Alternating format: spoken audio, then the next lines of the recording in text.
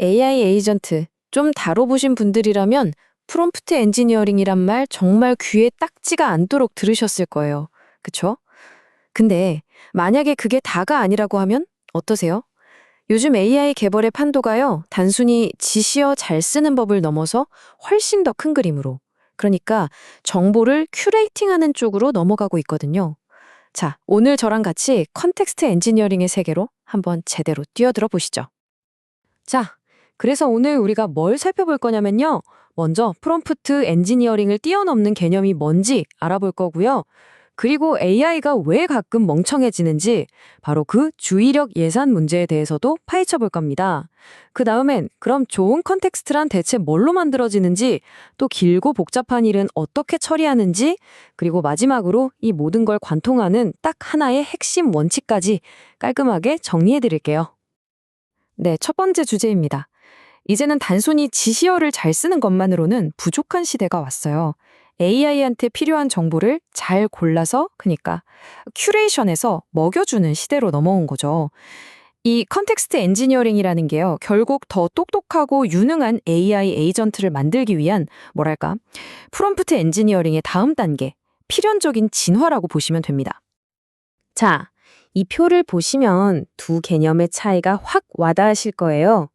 프롬프트 엔지니어링은 마치 낚시를 하러 가서 최고의 미끼 하나를 딱 꿰는 그런 단발성 작업에 가까워요. 반면에 컨텍스트 엔지니어링은요, AI가 생각하는 매 순간마다 물살은 어떤지, 날씨는 어떤지 계속 보면서 최적의 정보를 실시간으로 공급해주는 훨씬 더 동적이고 반복적인 과정인 거죠. 이건 그냥 기술의 차이가 아니에요. 우리가 AI를 대하는 패러다임 자체가 바뀌고 있다는 신호입니다. 아니, 근데 왜 이렇게까지 해야 할까요? 그냥 정보를 많이 주면 AI가 알아서 똑똑해지는 거 아닌가? 하고 생각하실 수도 있어요. 근데 절대 그렇지 않습니다. 오히려 그 반대일 때가 많죠. 바로 이 주의력 예산 문제 때문입니다. 많이 준다고 좋은 게 아니라는 거죠. 전문 용어로는 이걸 컨텍스트 부패, 그러니까 컨텍스트 러트이라고 불러요. 말이 좀 무섭죠. 이게 뭐냐면 AI한테 주는 정보, 즉 토큰이 너무 많아지면요, 오히려 애가 정신을 못 차리고 중요한 정보를 까먹는 현상이에요. 여러분, 건초 더미가 크면 클수록 그 안에서 바늘 찾기가 더 힘들어지는 거랑 똑같은 원리입니다. 정말 직관적이죠? 그래서 이 말이 정말 핵심을 꿰뚫는 말입니다. 컨텍스트는 수익이 점점 줄어드는 한정된 자원이다. 이게 무슨 뜻이겠어요? 무작정 정보를 때려 넣는 건 AI를 돕는 게 아니라 오히려 방해하는 거라는 거죠. 독이 될 수도 있어요. 우리가 주는 모든 정보 토큰 하나하나에는 보이지 않는 비용이 붙어 있다는 걸 꼭 기억해야 합니다. 이게 사실 우리랑 똑같아요. LLM도 우리처럼 일종의 주의력 예산이 있거든요. 여러분, 누가 옆에서 막 여러 가지 얘기를 한꺼번에 하면 머릿속이 하얘지면서 뭘 먼저 해야 할지 막막해지잖아요. 그거랑 완전히 똑같습니다. 너무 많은 정보가 들어오면 AI도 정작 제일 중요한 걸 놓쳐버리는 거죠. 자, 그럼 문제점은 알겠고 해결책은 뭘까요? 어떻게 해야 이 한정된 주의력을 가장 효율적으로 쓸 수 있을까요? 지금부터 좋은 컨텍스트를 만드는 아주 중요한 세 가지 기둥을 알려드릴게요. 이 세 가지만 제대로 세우면 정말 강력한 AI 에이전트를 만들 수 있습니다. 기대되시죠? 첫 번째 기둥은 바로 시스템 프롬프트입니다. 이건 에이전트의 영혼, 즉 정체성과 목표를 딱 정해주는 거예요. 두 번째는 도구입니다. 외부 세상과 소통하고 필요한 정보를 가져올 수 있는 손과 발이 되어주죠.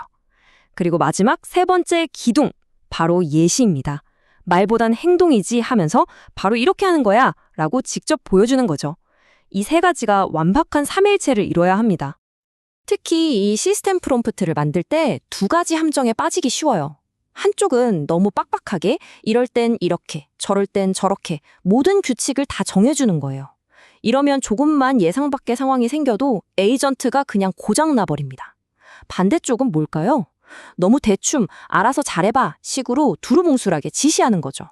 그럼 AI는 뭘 해야 할지 몰라서 길 잃은 아이처럼 헤매게 됩니다. 그래서 우리의 목표는 뭐다? 너무 뜨겁지도 차갑지도 않은 그 완벽한 지점, 바로 골디락스 존을 찾는 겁니다. 좋습니다. 이론은 어느 정도 알았으니 이제 실전으로 가볼까요? 진짜 문제는 여기서부터 시작됩니다.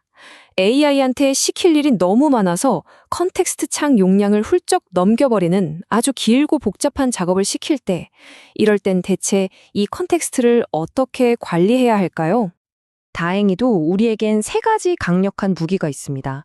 첫 번째는 압축이에요. 계속 대화를 요약해서 군사를 빼는 거죠. 두 번째는 아예 바깥에다가 노트를 두는 거예요. 외부 메모리를 쓰는 거죠. 그리고 세 번째는 분업입니다. 일을 잘게 쪼개서 전문가들, 즉 하위 에이전트에게 맡기는 아키텍처. 자, 하나씩 까서 자세히 볼게요. 첫 번째 전략, 압축.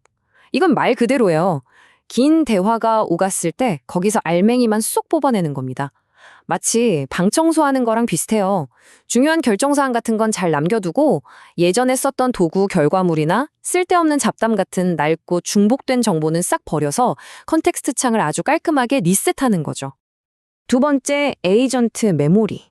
이건 정말 우리가 일하는 방식이랑 똑같아요. 중요한 회의 들어가면 다들 노트 꺼내서 막 적잖아요. 그거예요. AI가 스스로 이건 중요하니까 적어둬야겠다 하면서 외부 파일, 예를 들면 notes.md 같은 곳에 진행 상황이나 핵심 데이터를 착착 기록하게 만드는 겁니다. 이렇게 하면 컨텍스트 창이 아무리 작아도 그 한계를 뛰어넘어서 거의 영구적으로 정보를 기억할 수 있게 되는 거죠. 엄청나죠? 이게 얼마나 강력한지 이 예시 하나면 바로 이해되실 겁니다. 어떤 에이전트가 게임을 플레이하면서 메모리에 딱 이렇게 적어둔 거예요. 피카츄, 목표 10레벨 중에서 현재 8레벨 달성. 와, 이걸로 수만 단계가 지나도 자기가 뭘 하고 있었는지, 목표가 뭐였는지 정확하게 기억하고 추적해낸 겁니다. 이게 바로 에이전트 메모리의 진짜 힘이에요. 자, 마지막 전략입니다. 하위 에이전트 아키텍처. 이건 한마디로 분업 혹은 분할 정복이에요. 마치 회사에서 CEO가 큰 그림을 그리고 각 부서 전문가들한테 일을 나누어주는 것과 똑같습니다.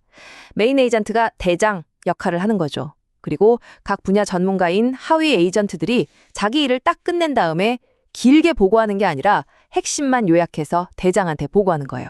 그러니까 대장의 머릿속, 즉 메인 에이전트의 컨텍스트는 항상 깔끔하게 유지되는 거죠. 자, 지금까지 정말 많은 이야기를 나눴는데요. 이 모든 것을 관통하는 여러분이 앞으로 AI 에이전트를 만들 때 마치 북극성처럼 길잡이가 되어줄 단 하나의 가장 중요한 원칙을 지금부터 말씀드리겠습니다. 그 원칙은 바로 이겁니다. 내가 원하는 결과를 얻을 확률을 최대로 높여주는 가장 작지만 가장 강력한 신호를 담은 토큰 묶음을 찾아라. 결국 핵심은 뭐다? 양이 아니라 질입니다. 쓸데없는 소음은 최대한 줄이고 AI의 그 소중하고 한정된 주의력을 가장 중요한 신호에만 집중시키는 것.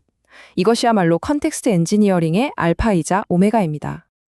자, 이제 공은 여러분께 넘어갔습니다. 이 내용을 바탕으로 다음에 AI 애플리케이션을 만드실 때 여러분은 여러분만의 컨텍스트를 어떻게 엔지니어링 하시겠습니까? 한번 진지하게 고민해 보시죠.